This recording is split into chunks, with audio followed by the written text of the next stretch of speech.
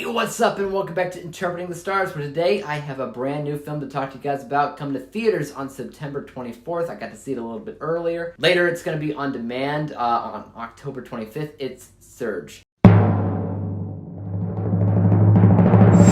Surge tells the story of one man that just cannot take a life that feels meaningless anymore. And on one fateful day, he has a nervous breakdown and robs a bank. And things get crazy as he propels himself forward that just get worse and worse, crazier and crazier. Where will it end? Hard to say. Surge is absolutely crazy, but it's also incredibly believable in a way. I didn't even know what to think of it from a narrative standpoint because it doesn't really have much of one.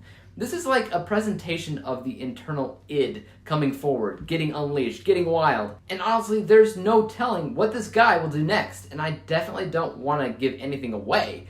But robbing a bank seems to be the most sane thing that this guy does. Everything else is majorly destructive to himself, to other people, to property, etc. And he does not care.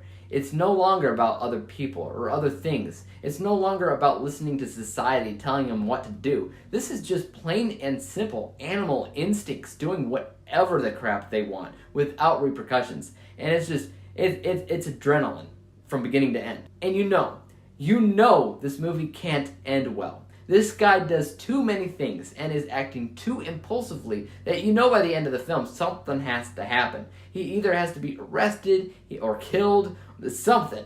And it really needs to be said that this film really wouldn't work without Ben Whishaw, who just absolutely kills it in the performance.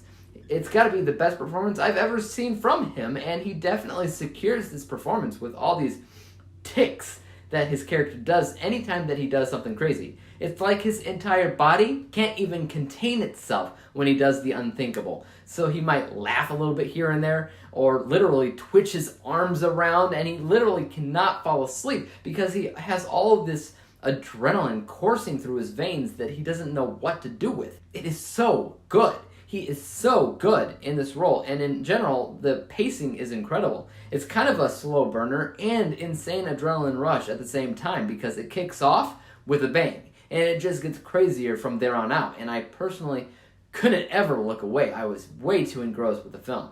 The way this film is shot, by the way, is just as crazy as the film itself. A lot of people that don't like shaky cam, I have some bad news for you. This is the worst shaky cam I've personally ever seen in my life. But by the way, I don't mind shaky cam. I think it has always added to the atmosphere of the film, and in this case, the crazier the atmosphere of the film gets, the crazier that this guy does these things, so too does the shakiness of the camera. It gets shakier the crazier that he becomes. And there's a lot of one-shot, never cut away scenes too. I'd say probably half of the movie was done in one take, which that combined with Ben's insanely good acting ability was very, very impressive. But I did mention that there's barely any narrative here, and that's true. It's more of a character study on a character that is 100% unhinged than it is anything else, and for a lot of folks, that'll be just fine. But for me, I was a little bit disappointed that it wasn't really about anything.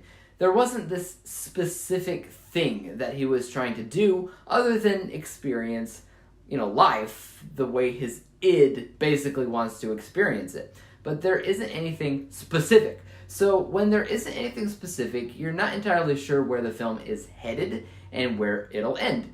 You just know that it won't end anywhere nice for this guy. So while I definitely enjoyed the film, I can say that it's not perfect by any means, but man oh man is it a thrill ride. And I can't even express to you how amazing Ben Whishaw is in the film. With that being said, let's go ahead and break down my final score. My unbiased score is pretty high because in general, this is a raw thriller that gets under your skin and makes you feel uncomfortable because of not only the things this guy is willing to do, but attitudes in which he does them with complete disregard for anything else. It's honestly kind of nuts. But honestly, the way it's shot, the way it looks, the way it makes the audience feel is very, very good. This score is 90%.